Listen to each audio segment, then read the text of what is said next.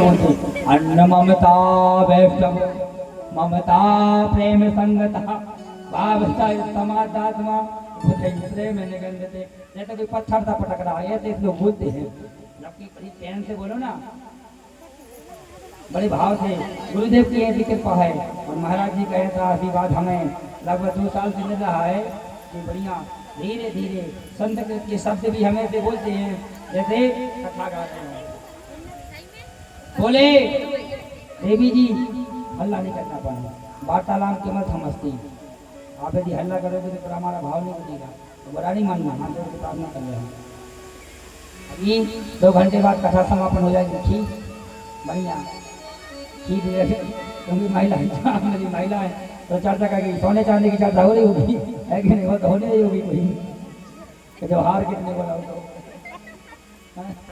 बाद में कर लीजिए, वो तो बाद में भी हो जाए चर्चा। बोलो भागवत भगवान की जय। तो बोले कि अन्य ममता वैष्णवो ममता प्रेम संगता भावता समादात्मा बधाई प्रेम निगंधते। बोले जैसी ममता आप अपने पुत्र के लिए करोगे वैसी ममता यदि आप भगवान की चरणों में कर दो तो फिर आपका कल्याण हो जाएगा।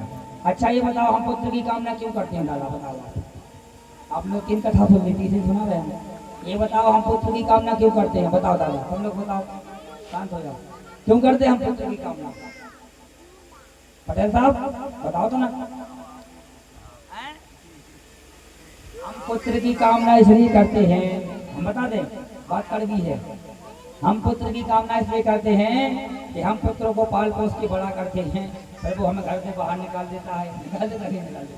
और जब हम मरते हैं तो वो दिल्ली से आता है कपट के आंसू लेकर और हमें अपने कंधे पर रखता है और हमारे डंडे में हमारे सर में एक डंडा मारेगा और हमें 1 लोटा घी भर देगा और बस हमारे लिए फूंक देगा, इसलिए करते।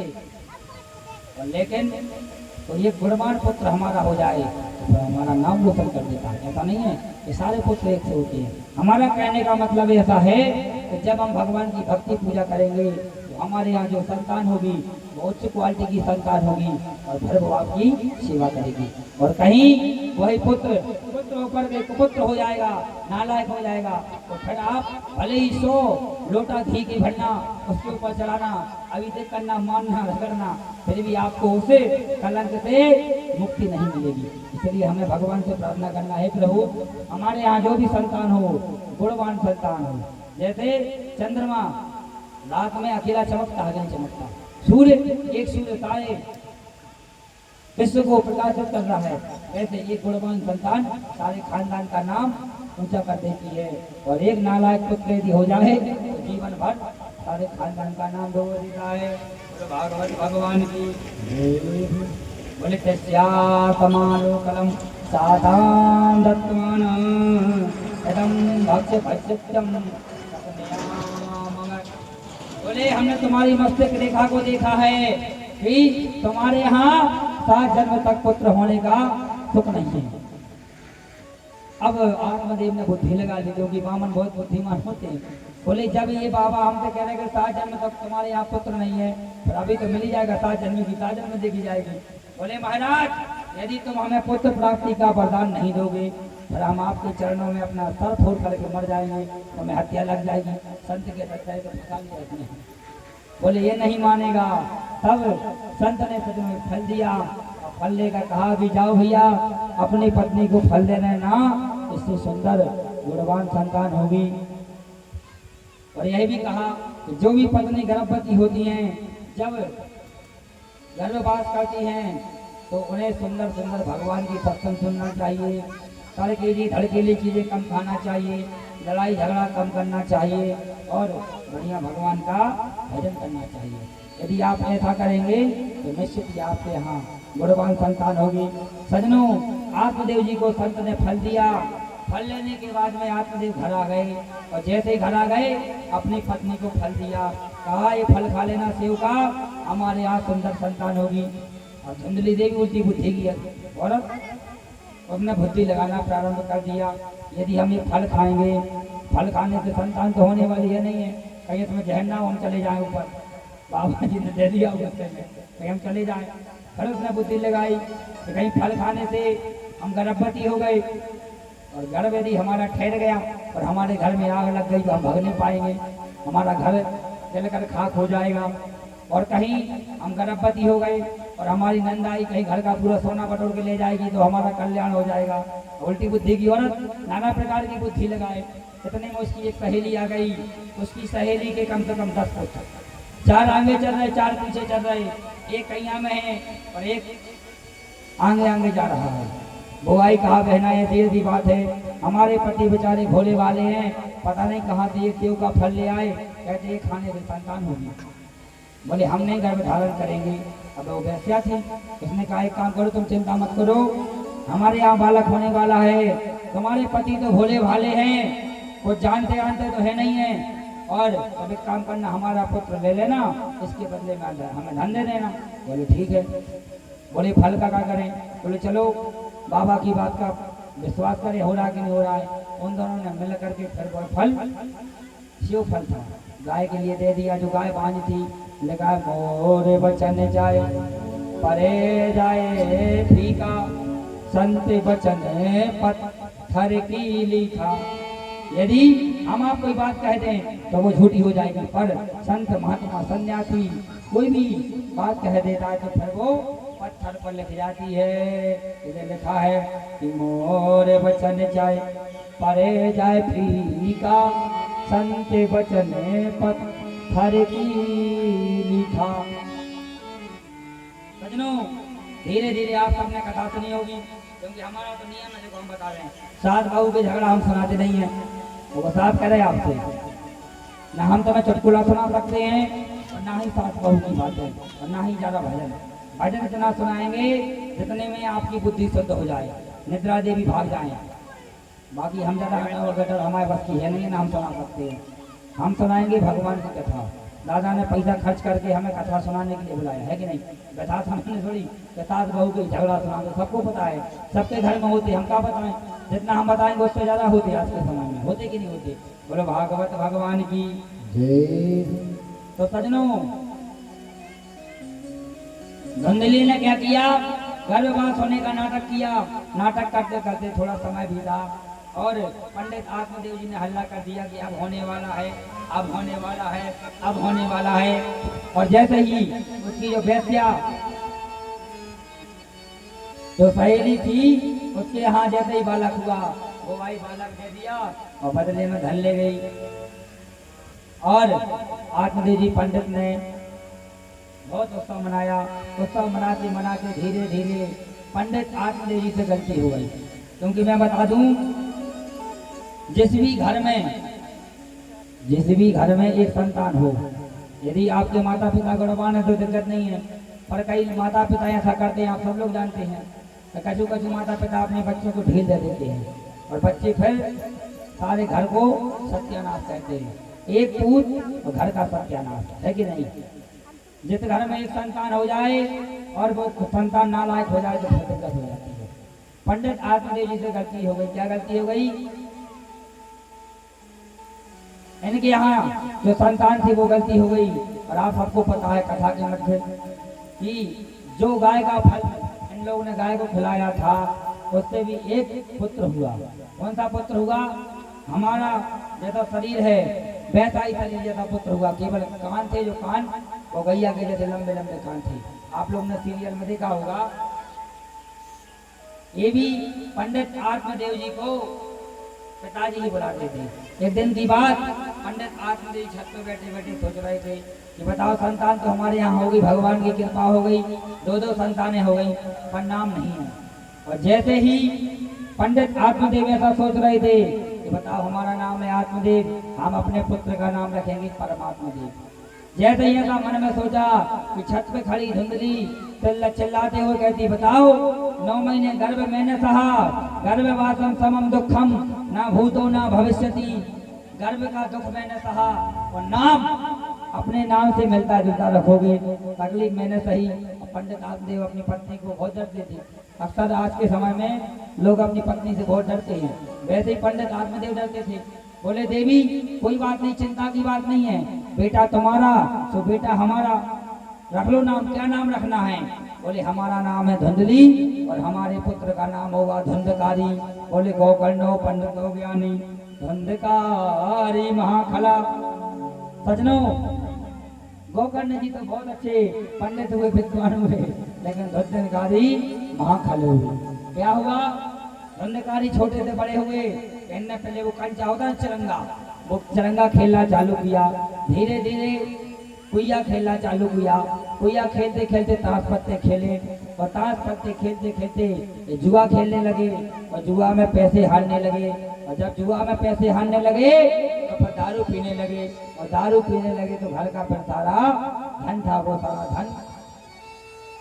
सारा धन जुए में हार गए। और जैसे जुए में हार गए तो पंडित आत्मदेव जी बड़े गुस्सा हुए, समझाया, कहा, अरे बेटा, तुमने हमारे इस ब्राह्मण के घर, ब्राह्मण का घर मंदिर के समान होता कि नहीं होता? बोले, ब्राह्मण के घर को तुमने मंदिर जैसे घर को नरक का अंडा बना दिया है। सगा वाला तो था नहीं, वर्ण संकर पद्धति से उत्पन्न हुआ। वर्ण संकर पद्धति का मतलब कैसा? अभी समझो। वर्ण संकर पद्धति का मतलब होता है पिता किसी और जात के और माता किसी और जात की। जैसे जो लोग आज के समय में भाग कर शादी कर लेते हैं, लव मैरिज, उसे वर्ण संकर पद्धति का दोष लगता है। और जब वर्ण संकर पद्धति का दोष लगता है तो फिर आपने देखा होगा अक्सर पुत्र पिता की नहीं सुनता है, तो उसमें कहीं ना कहीं वर्ण संकर पद्धति का दोष लगता है। और ऐसे व्यक्ति को यदि दोष लग जाए तो फिर उसे भागवत की कथा सुना देना चाहिए। बोलो भागवत भगवान की।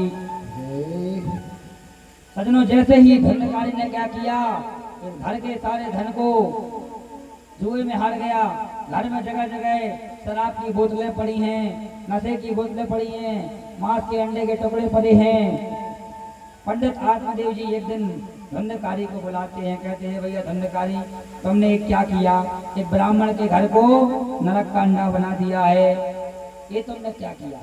सजनों, धंधकारी नशे में था, उसने अपने बाप का टैटू पकड़ा और ऊपर हमला दिया, क्योंकि अक्सर लोग कहते हैं मांस खाने वाला व्यक्ति पहलवान होता है, तो धंधकारी बहुत पहलवान था। उसने अपने बाप का टैटू पकड़ा और ऊपर हमला दिया। कहा, पिताजी, तुम्हारी बुद्धि छटिया गई है, तुम मूर्ख हो, तुम्हें नहीं है पता, हम जो करते हैं तो ठीक है। सजनों, जब पंडित आत्मदेव जी के टैटुए को धंधकारी ने पकड़ा, तब आत्मदेव जी को याद आ गई, क्योंकि जिसकी पैर की पटे ना बीमारी और वो का जाने पीर पर आई। किसी ने लिखा है बहुत अच्छी बात कि शाम सूरज को चलना सिखा देती है, शाम सूरज को चलना सिखा देती है, सम्मा परवाने को चलना सिखा देती है, पटक खाने से चोटें आती हैं, पर चोट इंसान को चलना सिखा देती है। जब धंधकारी ने अपने बाप का टैटू पकड़ा, तब उसे याद आ गया कि अरे संत जी सही कहते थे कि पुत्र के चक्कर में नहीं पड़ना। तो देखो, आज हमारा पुत्र हमें ही मार रहा है, हमारे टैटुओं को पकड़ रहा है। तब सजनों, पंडित आत्मदेव जी रोने लगे और रोते लगे और बैठ गए। वहीं से गोकर्ण जी महाराज आए, और गोकर्ण जी महाराज आए और कहा, पिताजी, आजकल हम देखते हैं कि आप बहुत उदास हैं, रोते हैं, क्या कारण है? बोले, बेटा, तुम जानते हो, क्योंकि हमने बताया था कि गोकर्ण पंडितो ज्ञानी धंधकारी महाखला। धंधकारी तो खल हुए और गोकर्ण जी बढ़िया पंडित हुए। तो इन्होंने कहा, पिताजी, क्या बात है, आप उदास हो? बेटे बोले, बेटा, आप देख रहे हो कि हमारे घर को धंधकारी ने नरक का अंडा बना दिया है। बेटा, हम इस घर में रहें तो कैसे रहें? अब हम इस घर को छोड़कर जाने वाले हैं। तब सज्जनों, धंधकारी के परेशान की वजह से फिर गोकर्ण जी महाराज अपने पिता को धर्म का उपदेश करते हैं। लिखा है कि धर्मम भजस्व सततम प्रजलोक धर्मान साधु,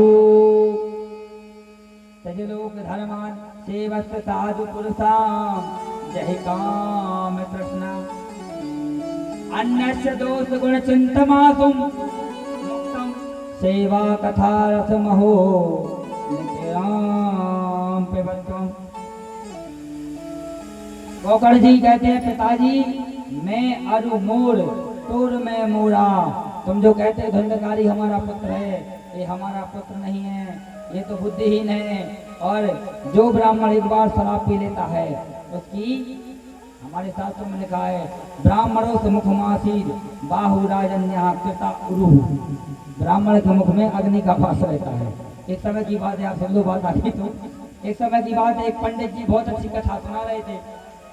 एक पंडित जी बहुत अच्छी कथा सुना रहे थे और कथा में कहते कहते पंडित जी इतने भाव में बह गए कि पंडित जी ने कह दिया, जैसे हमारे इधर के पंडित जी, उनका नाम नहीं बता रहा, सब लोग जानते हैं, ऐसी कथा सुनाए थे। कथा में कहते कहते उनका ऐसा भाव बन गया कि उन्होंने कह दिया कि ब्राह्मण के मुख में गंगा जी रहती है। जबकि लिखा है वेद सूत्र, हमारे पंडित जी बैठे लिखा है ना कि ब्राह्मणों से मुख मासी बाहु राजन्या किताउरु, मतलब ब्राह्मण के मुख में अग्नि का वास होता है, गंगा का नहीं होता। पंडित जी ने कह दिया कि ब्राह्मण के मुख में गंगा का वास। एक डुकड़िया बेचारी दादी बैठी थी, जैसे ही सुना कि ब्राह्मण के मुख में गंगा का वास, समय यह हुआ कथा चल रही थी, कथा के मध्य में दादाजी पधार गए। अब दादाजी जैसे पधारे, पुरानी मनना पूरी डुकड़िया बैठी थी, बोले ब्राह्मण के मुख में गंगा का वास होता है। दादी ने सुना और दादा पधार गए कथा के मध्य। और जैसे ही पधारे कि अचानक से हुआ क्या, सब लोगों ने, गांव वालों ने कहा कि भैया, क्योंकि हमारे यहाँ ऐसा नियम है, जब कोई व्यक्ति मरता है तो उसके हाड़ों को, उसके फूलों को गंगा जी तक ले जाया जाता है, ले जाता है। तो सब लोगों ने कहा कि भैया कि अब तुम्हारे दादा मर गए, एक काम करो, पैसा की व्यवस्था करो और बहू से पैसा मंगाओ। कि कहाँ पैसा बहू को रखे हैं, लुका गए, हमें दादा के अस्थियों को, दादा की अस्थियों को गंगा जी में ले जाना है। जैसे ही दादी ने पैसा मंगाया, दादी कहती अरे तुम क्या चिंता करते हो, गंगा जी में जाने की आवश्यकता नहीं है। बोले क्या है? बोले गंगा जी खुद चल के आई हमारे गाँव तक। बोले गाँव में गंगा जी चल के आई? बोले हाँ। बोले कल पंडित जी कह रहे थे कि ब्राह्मण के मुख में गंगा रहती है, तुम काहे को परेशान हो रहे? तुम तो एक काम करो, वो हार लाओ और खलबट्टा लाओ और शक्कर लाओ, अभी हम मुर्जन कूट के ले जा रहे हैं, पंडित जी को खिला देंगे, गंगा जी में तर जाएंगे। तो हुआ यूं, आप सब लोग जानते हैं, जब हमारे यहाँ कथा होती है तो ब्राह्मण के लिए कुछ न कुछ लाया जाता है। वैसे ही वो दादी अपने पति के हाड़ों को ले आई, डिब्बा में रखा। सुबह की बात थी जब मूल पाठ होता है, और जैसे ही हाड़ों को लाई, पंडित जी ने लिया तो गदिया पे धरा और जैसे ही डॉक्टर से खा गए। पंडित जी ने स्वाद लिया, अरे खारे खारे से लग रहे। वो चिल्लाने लगी, बोले तर गए, बोले तर गए, बोले तर गए। बोले कहाँ तर गए? बोले हम आए वे तो तर गए। बोले कहाँ तर गए? बोले हमने तुम्हें अपने पति के हाड़ खिला दिए। बोले क्यों? बोले तुम्हें तो कल कह रहे थे कि ब्राह्मण के मुख में गंगा होती है, हम काहे को 10,000 खर्चा करें, गंगा जी स्वयं चल के आए। इसलिए हमारा कहने का मतलब है कि हमें कथा में भाव में ऐसा नहीं कहना है कि हम ही उसमें फंस जाएं। इसलिए ब्राह्मण के मुख में गंगा होती है। बोलो भागवत भगवान की। गोकर्ण जी महाराज ने समझाया, बोले प्रभु, बोले पिताजी, इस संसार में कोई हमारा नहीं है, सब रिश्ते नाते, सब स्वार्थ के रिश्ते हैं, और सत्य है तो क्या भगवान शंकर, बोले ध्यान ले भैया, भगवान शंकर माता पार्वती से कहते हैं, क्या कहते हैं, संसार में क्या सही है? ओ माँ कहूँ मैं अनुभवे अपना, सत्य हरि भजन जगत सब सपना। राम सिया राम जय जय राम, राम सिया राम जय जय राम। ओ माँ कहूँ मैं अनुभव अपना, सत्य हरि भजन जगत सब सपना। राम सिया राम जय जय राम, राम सिया राम जय जय राम।